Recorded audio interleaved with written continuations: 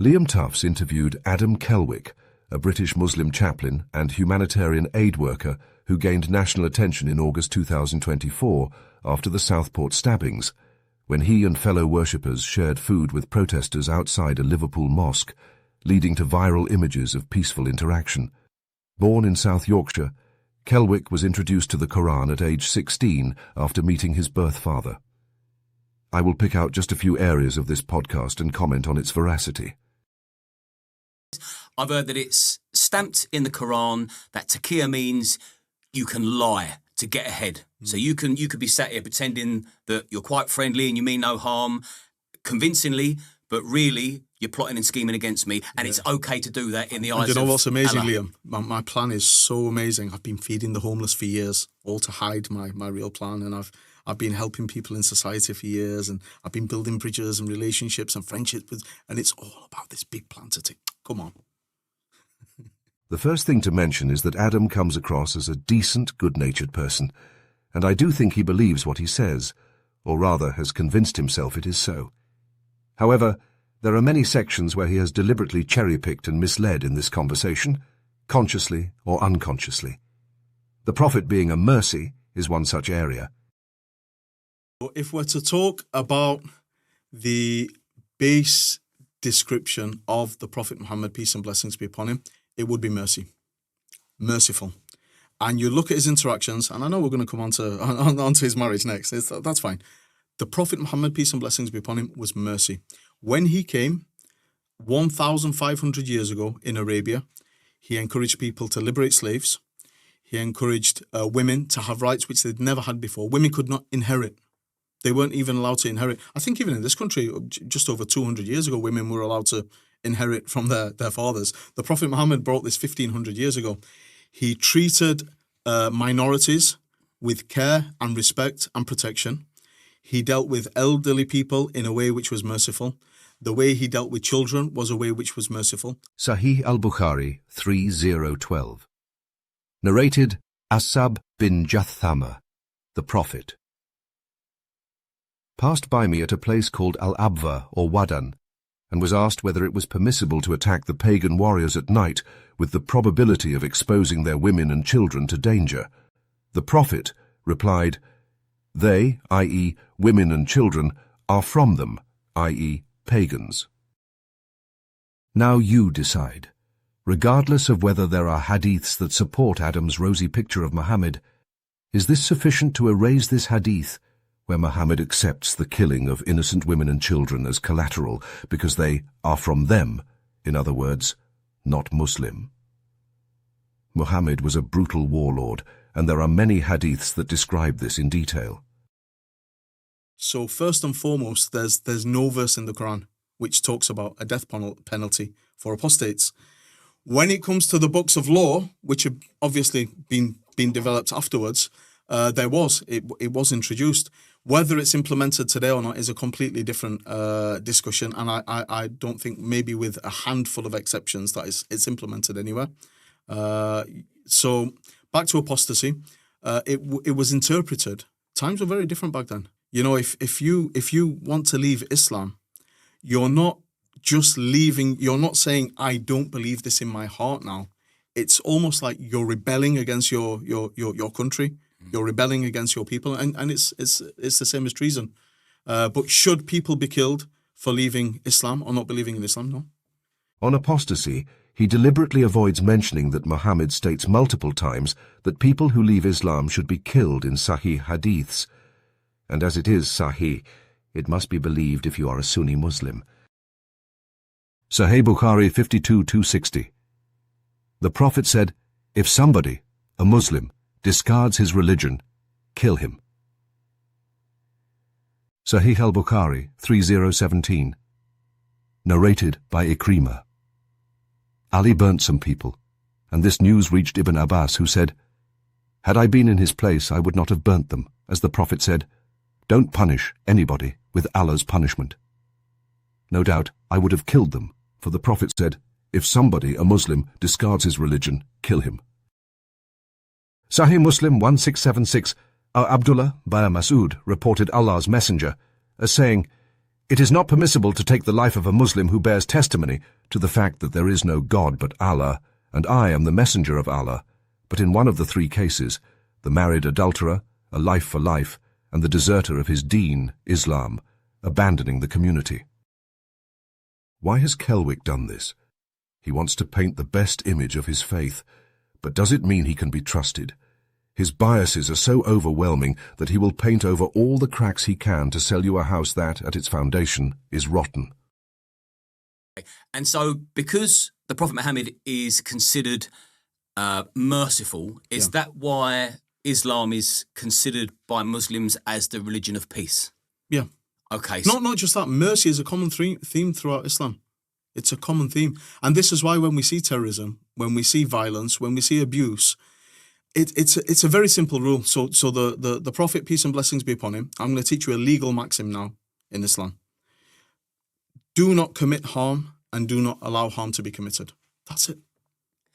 It's simple. So then when you see harm now being committed, when you see people being abused, when you see young girls being exploited and groomed, when you see people being sold drugs, when whatever type of harm it is, know that it's alien from the teachings of Islam. Mercy runs through it. So the first verses, when you open the Quran, even the Quran experts we've got back home who think they're experts, open the Quran, what are the first words? The Quran starts, in the name of God, the beneficent, the merciful. Now, I know this is going to sound alien to you, because the narrative what's out there right now is completely different to this narrative. Mercy is a highly subjective term. For example, sparing someone's life because they do not believe the same thing as you can be painted as mercy, when in reality, such a position should not even register as mercy, considering it is simply a refrain from barbarism. So what's the difference between a Muslim and an Islamist? So the way I understand it is an Islamist is somebody who's deeply into their politics and it's all about Islam taking over. They often tend to be people on benefits and not even able to run their own families and homes. So I don't know how they're going to run a global caliphate. But he does believe this, and that is because he has chosen to look at the good and not the bad. The Islamic takeover is instructed as a mandate in Quran 9:29. Fight those who do not believe in Allah and the Last Day, nor comply with what Allah and His Messenger have forbidden, nor embrace the religion of truth from among those who are given the scripture until they pay the tax, willingly submitting, fully humbled. Some Muslims will say this was an instruction of the time. The hadiths prove this is not the case. Sahih al-Bukhari 4557, narrated Abu Huraira. The verse, "You, true Muslims, are the best of peoples ever raised up for mankind," means the best of peoples for the people, as you bring them with chains on their necks till they embrace Islam. Here is a hadith instructing that it is a goal to annihilate the Jewish people.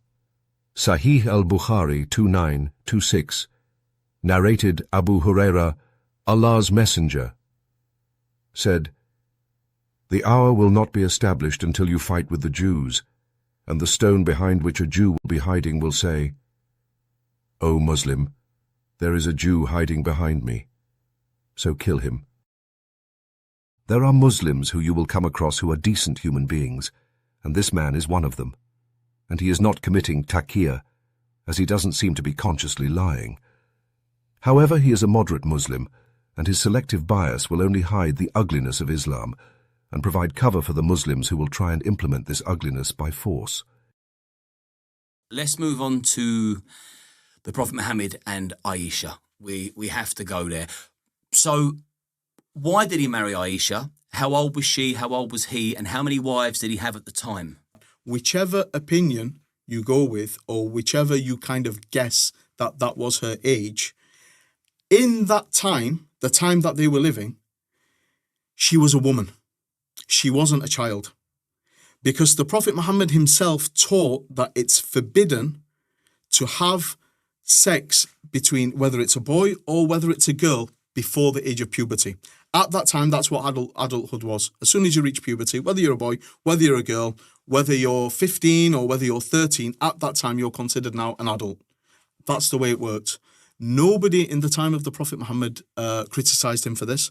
It wasn't a moral issue back then. And I think it's a bit, I don't think it's fair to take moral standards, what we have today, and apply them to a situation which happened 1,500 years ago. This argument falls apart due to Muhammad being an eternal role model. Islam's central texts are meant to be eternal. You cannot play the "it was normal back then" card, if that is the case. If you do this with any issue, for example, child marriage, then you are admitting the religion is outdated and should not be followed. So we're living in olden times, and is it fair to say that a 56-year-old man could be looking into a bedroom of a child one day that's playing with her dolls, and if she has her period that night, the next day by law he can have sex with her? I think that's a very spectacular way to put it. I mean, the whole thing's pretty spectacular. Yeah. We're talking about a 56-year-old man having sex That with a just 9-year-old. sounds like a headline for The Sun, to be honest. But is that the reality, though? Realistically? Is what the reality? Is that what happened? Is that what was allowed to happen? I think technically, yeah, amongst their system back in those days. And it was an issue. And it was across religions. Like what I said, and I know you don't believe, but the point I'm trying to make is this wasn't like some Islamic teaching, thou shalt have sex with little kids. It's not in the Quran. Yes, it is. Here is Muhammad Hijab explaining it. If you look just at the Quran, you will get the indication that you can have sexual intercourse with a 5-year-old. The reason why it's haram to have sexual intercourse with a 5-year-old is not found in the Quran at all, but is in fact found in the Sunnah. Okay, and listen, if you just read the Quran, it is halal, it would be halal to have sexual intercourse with a 5-year-old. Tell me how and why. In Surah Al-Talaq, chapter 65, verse 4, Allah subhanahu wa ta'ala tells us who you can divorce and who you cannot divorce. And then he says, وَاللَّائِ لَمْ يَحِدْنَ وَاللَّائِ لَمْ يَحِدْنَ, and the ones who had never been pubescent before. On the contrary, we're prohibited. It's a crime in Islam to have any sexual relationship with a child. And this goes on to the discussion, which I'm sure we'll come to, about grooming gangs as well. Because I've been speaking out about this, and I don't know how people have managed to conflate grooming gangs with Islamic teachings, and it's very convenient for them. But it's like none of these pedophiles, when they're stood in court, being asked by the judge, like, what was it? What? None of them said, well, actually, I'm a believing Muslim and I'm following the Prophet Muhammad and this is what he... No, none of them have said that. Adam should probably watch some of the interviews of these girls. Many expressly state that their abusers told them that they abused them because they were not Muslim. So in this modern day and age, if you had a neighbour or your brother, for example, and he was 56 and, well, we can't say have sex if you sleep with somebody under the age of consent, even if they'd had their first period. That's just a rape, isn't it? And would you absolutely condemn that? Of course. This is revisionism and goes against the literal nature of Islam. If the Prophet did it, it is correct. That is mainstream Islamic belief. A traditional Islamic caliphate would imprison Kelwick for saying this, or worse. In your opinion, is there a connection between Islam and grooming gangs? It's the opposite. It's the opposite. There is a disconnection between Islam and grooming gangs. And if these lads were Muslims, like they claimed to be, and went to the mosque and prayed and read the Quran, they'd realize... He has completely missed the point here. Islam has developed a culture of dehumanizing non-Muslims. The connotation of the term kafir, a term applied to non-Muslims, is something deeply more unpleasant than the English translation infidel suggests. And dehumanization is exactly what these groomers did, due to, at least in part, their religious beliefs. I wanted to direct this to Butch, if that's okay. You said it was disgusting to question whether or not a given faith was compatible with the Western values or British culture. And you said there's quite a different context in America to what it is here regarding the grooming gangs. I don't know if you know, and I'd be interested to hear your response to this, see if it changes your mind. In the UK, Pakistani men are overrepresented by a share of 4 in child sex crimes. And when the children who have been abused by these gangs come forward and speak about it, they say they've been branded with the M for Muhammad on themselves. They've been subjected to forced Quran readings, and the families of the rapists have justified the abuse of the girls because they have said they dress immodestly by Muslim standards. And when they asked the police officers, the council workers, the politicians why they didn't speak up for this, in all of the reports, they say for political correctness, for community cohesion, because they didn't want to upset the Muslim community. Well, does a true Muslim follow the Quran to the letter, or does a true Muslim take bits and pieces that suits modern day life? Well, I've never heard it be put like that. So the true Muslim takes the Quran with the associated context, and it's very dangerous to take things out of context. He highlights a major flaw of Islamic apologetics here. He states how important the context is. The Quran contains hate-filled rhetoric and commands of war. Even if we take Kelwick's position seriously, that context is required to understand all of these verses. Did the Lord of the universe not have the sense to realize that the average believer of his book would read this and take it at face value, and thus use it to perpetually wage wars and to attack and persecute non-Muslims? It seems rather obvious that putting verses like this in a holy book would be profoundly toxic. So even if we grant the moderate Muslim position on this, it does not prevent us from viewing the Quran as a pernicious piece of work that can be easily misconstrued by the average person as a manual for war. Kelwick and his beliefs highlight the dangers of moderate Islam. There are, of course, millions of decent Muslims all over the world, many of whom believe similar things to Kelwick. However, most of this is a cherry-picking of Islam's tolerable points.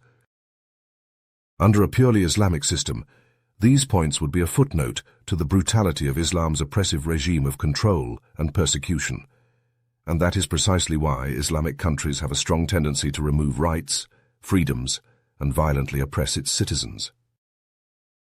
There is a now common, unattributed quote that summarizes moderate Muslims like Kelwick perfectly. Radical Islam is a snake hiding in the grass.